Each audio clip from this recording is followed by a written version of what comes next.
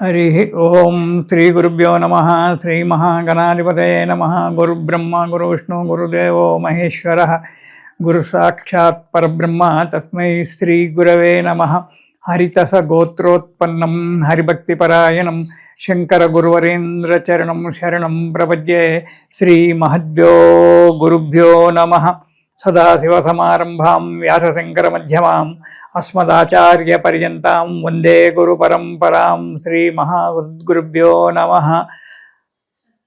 अरुणां करुणातरङ्गिताक्षीं धृतपाशाङ्कुशपुष्पबाणचापाम् अनिमाधिविरयुवृताम् अयोकैः अहमित्येव विभावयेद्भवानीम्। ఓం శ్రీమాత్రే నమః. ప్రేక్షకులకు ఉగాది యొక్క శుభాకాంక్షలు. మార్చి 19వ తారీఖు నుంచే ఉగాది ప్రారంభం కాబోతుంది. ఆ ఉగాది సంవత్సరం యొక్క నూతన సంవత్సరం యొక్క శుభాకాంక్షలు. ఇక మనం మాసవారీగా చెప్పుకునేటువంటి యొక్క ఫలితాలలో మనకు పాల్గొన మాసం, తెలుగు నెలలలో పాల్గొన మాసము మన ఇంగ్లీషు నెలల ప్రకారంగా చూసుకున్నట్టయితే ఫిబ్రవరి 18 నుంచి మార్చి 18 వరకు మనకు ఈ ఫలితాలు ఉంటాయి. ఈ మాస ఫలితాలలో మనం ప్రతి నెలలో ఏ విధంగా చెప్పుకుంటున్నామో ఆ విధంగానే ఈ నెలలో కూడా మాస ఫలితాలు ఎలా ఉంటాయో మనం చూసుకుందాం. శ్రీ గురుభ్యో నమః. శ్రీ మహాగణాధిపతయే నమః. ధనస్సు రాశి. ఈ రాశి వారికి ఈ నెలలో అన్ని రంగాలలో చేసే వృత్తి వ్యాపారాలలో మంచి తృప్తికరంగా ఉంటుంది, ఆనందంగా ఉంటుంది. విందులు వినోదాలతో బంధుమిత్రులతో కలయిక ఉంటుంది. కొత్త పరిచయాలు బాగా ఏర్పడుతుంటాయి. అవి మీ ఉన్నతికి కూడా దోహదం చేస్తుంటాయి. వచ్చేటువంటి ఒక వ్యక్తులు మంచి పరిచయాలు ఏర్పడి వారి యొక్క సలహాల వల్ల మీ వృత్తి వ్యాపారాలు డెవలప్మెంట్ కావడం అనేటువంటి జరుగుతూ ఉంటుంది. కాకపోతే కొంత డబ్బు ఎక్కువగా ఖర్చు కావాల్సి వస్తుంది. అనవసరమైన ప్రయాణాలు చేసి ధన వ్యయం చేసుకోవడం మంచిది కాదు. అదొకటి మీరు చేయవలసినటువంటిది. వాహన ప్రమాదాలు జరగడానికి ఆస్కారం ఉంది. లేక ముఖ్యమైనటువంటి వారితో పోట్లాటలు జరిగి వారితో దూరం కావడం అనేటువంటి జరుగుతూ ఉంటుంది. జాగ్రత్త. కొన్ని యొక్క కలహాల వల్ల పోలీస్ కేసులు కావడము లాంటివి జరగవచ్చు. జరిగినా అవి ఎంబడే సమసిపోవడానికి ఆస్కారం ఉంది. కానీ ప్రయాణాల విషయంలో మాత్రం అడుగడుగున జాగ్రత్తగా ప్రయాణాలు చేయండి. మాట్లాడే విషయంలో జాగ్రత్తగా ఉండండి. కొన్ని పనులలో అపజయాలు కలుస్తాయి. అనుకున్న పనిగా ఆదిలోనే అంశపాదు అన్నట్టు ప్రారంభంలోనే దానికి ఇబ్బందులు ఏర్పడి అపజయం కోరుతుంది. దానికి కృంగిపోవద్దు. మనస్సును ధైర్యం చేసుకొని కార్యాన్ని విజయం చేయడానికి సాధించే ప్రయత్నం చేయండి. జాగ్రత్తగా ఉండండి. మనోధైర్యాన్ని కోల్పోకండి. ఆ పని మీ నుంచి అవుతుంది, ఈ పని నేను చేయగలుగుతాను అనేటువంటి ఒక మనోధైర్యంతో కనుక ఉన్నట్టయితే పని నిలబెడతారు. కాకపోతే జయాపజయాలు అనేటువంటి ఒక భగవద్ ఆధీనం కాబట్టి జయాపజయాలు కలుగుతూ ఉంటాయి. వాటి గురించి ఎక్కువగా ఆలోచించకండి. ఇక మొదటి వారం వ్యాపారంలో అభివృద్ధి బాగా ఉంటుంది. ధనలాభం వస్తుంది. ఇష్టకార్య సిద్ధి. మీరు ఏ కార్యాన్ని అయితే చేయాలని చెప్పి అనుకున్నారో ఆ కార్యక్రమం నెరవేరడం జరుగుతుంది. సుఖాలతో సంతోషాలతో ఉంటారు. మంచి జీవితం ఏర్పడుతూ ఉంటుంది. కానీ చిన్న చిన్న ఆటంకాలతో ఈ నెలలో జీవితం గడపడం అనేటువంటి జరుగుతూ ఉంటుంది. ఇక రెండవ వారం అభివృద్ధి బాగానే ఉంటుంది. మీ అంచనాలకు తగినట్టుగా కార్యక్రమాలు జరగవచ్చు. కానీ కొన్ని కార్యక్రమాలు మాత్రం మీ అంచనాలకు తలక్రిందులే మీకు కొద్దిగా ఇబ్బంది కలిగిస్తాయి.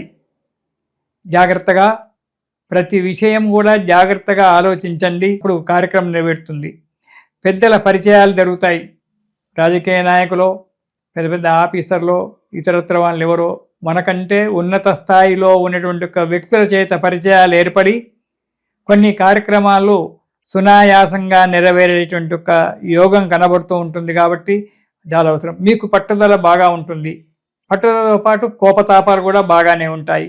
కాబట్టి పట్టుదల ఉండి కోపతాపాలు ఉన్నంత మాత్రాన లాభం లేదు. ఆ కోపతాపాలు మంచి పెట్టి ఆ పట్టుదలను కార్యం మీద పెట్టి ఆ కార్యాన్ని సాధించండి.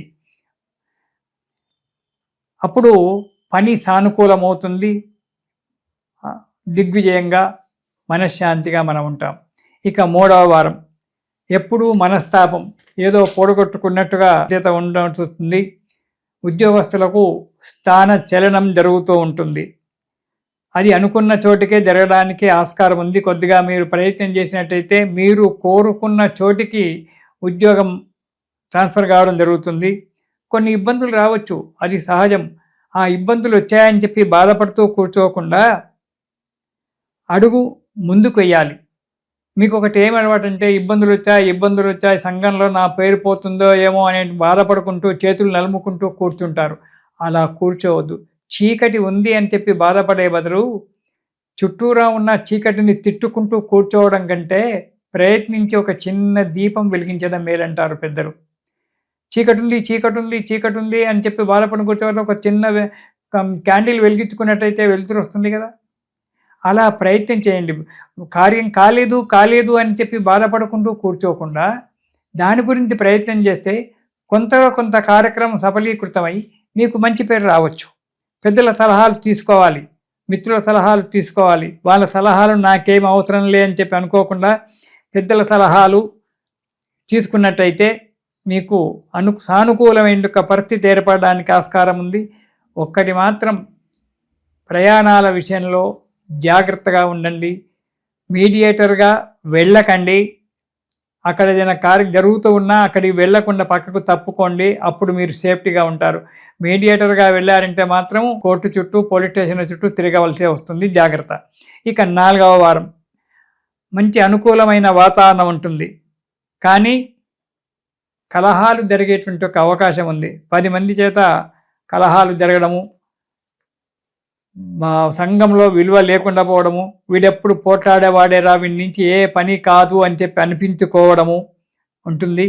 ప్రయాణాల విషయంలో మరీ చెప్తున్నాను, ప్రయాణాల విషయంలో జాగ్రత్తగా ఉండండి.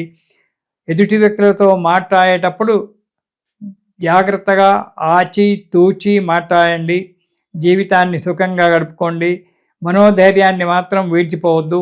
ఈ కష్టాల నుంచి కొంచెం తొలగాలంటే శని స్తోత్రము, కాలభైరవ స్తోత్రం ప్రతిరోజు పారాయణం చేయండి. ఆ కాలభైరవుని యొక్క అనుగ్రహం వల్ల మీకు మంచి జరిగి సుఖంగా సంతోషంగా ఉంటారు. ఇది శుభం.